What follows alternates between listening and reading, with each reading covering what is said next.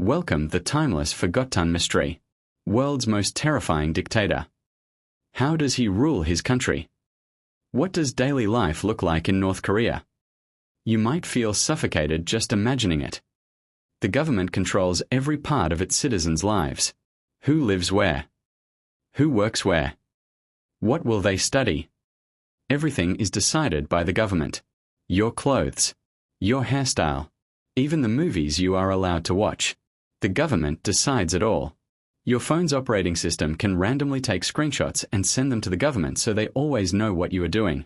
For any crime, even the grandchildren of the person responsible can be punished. This is known as the law of guilt by association. Families don't trust each other. People are afraid to speak even with their siblings, parents, or children. Still, in recent years, Kim Jong Un's grip has been weakening.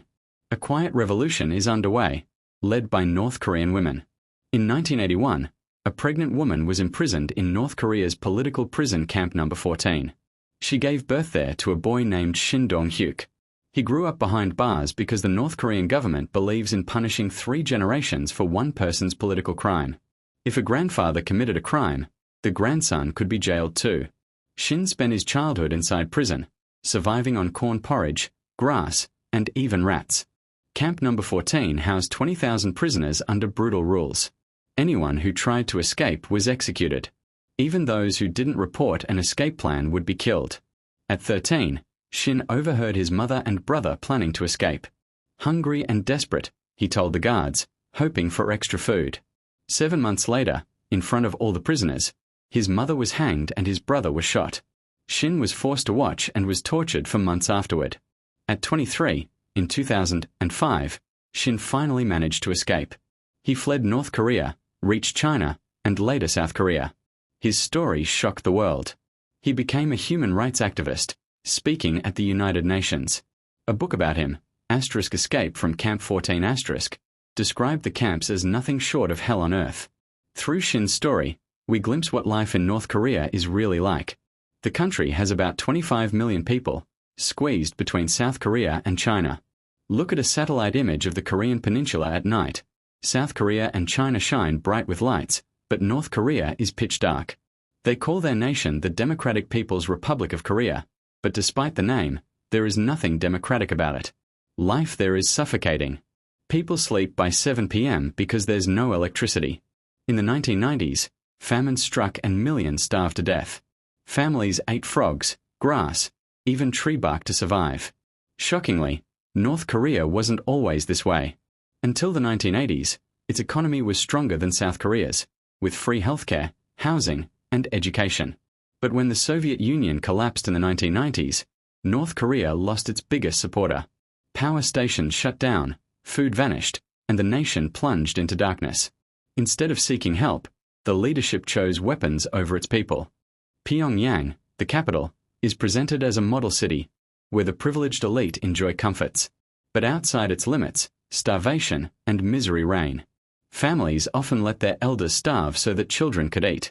This is how cruel life became under totalitarian rule. The dictatorship began after World War II when Korea was divided. North under Soviet control, South under the US. Guerrilla fighter Kim Il-sung became North Korea's first supreme leader, and his family has ruled ever since. Today, his grandson Kim Jong Un controls every detail of life. Where you live, what you eat, the clothes you wear, even the hairstyle you can choose, all of it is dictated by the government. 15 hairstyles are approved for men and women. Kim Jong Un's own hairstyle is not on the list. No one is allowed to copy his look. Hair dye, ripped jeans, branded clothes, and even red lipstick are banned.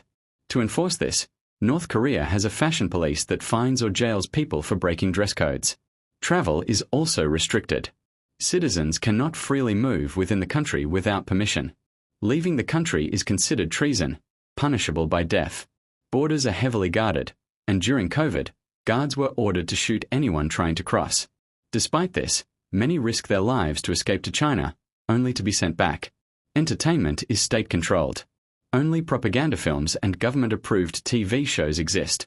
Watching South Korean dramas is a crime. Teenagers have been sentenced to years of hard labor just for it. Some are even executed. Yet, People secretly smuggle USB drives filled with South Korean shows, risking their lives for a glimpse of freedom. The internet is almost non-existent.